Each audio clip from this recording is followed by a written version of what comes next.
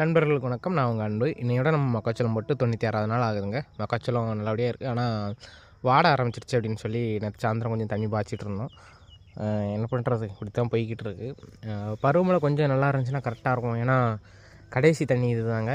இந்த தண்ணி பாய்ச்சும் போது மக்காச்சோளம் நல்லபடியாக கருதுகள் காய்ச்சி ஒரு நல்ல நிலைமைக்கு வந்துடும். அதாவது நல்ல முற்றி நிலைக்கு பயிர் கருதுகள் இல்லை மக்காச்சோளத்தில் இருக்க முத்துக்கள்லாம் நல்ல இதுக்கு வந்துடும். அதுக்காக அந்த கடைசி தண்ணி பாய்ச்ச வேண்டியது இருக்கும்.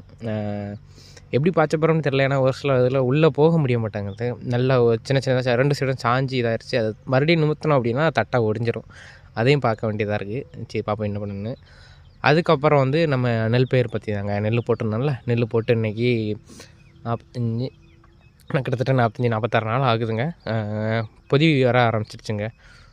பொதி வர ஆரம்பிச்சிருச்சுனால இதுக்கப்புறம் இன்னும் இதுக்கும் காவல் காக்கணும். ஏன்னா மயில்களோட தொந்தரவு நெல்லில் வந்து அதிகமாக இருக்கும். நெல்லை உருகி நிறையாவே சாப்பிட்றோம். அதனால் டெய்லி இதுக்கும் காவல் காக்கணுங்க.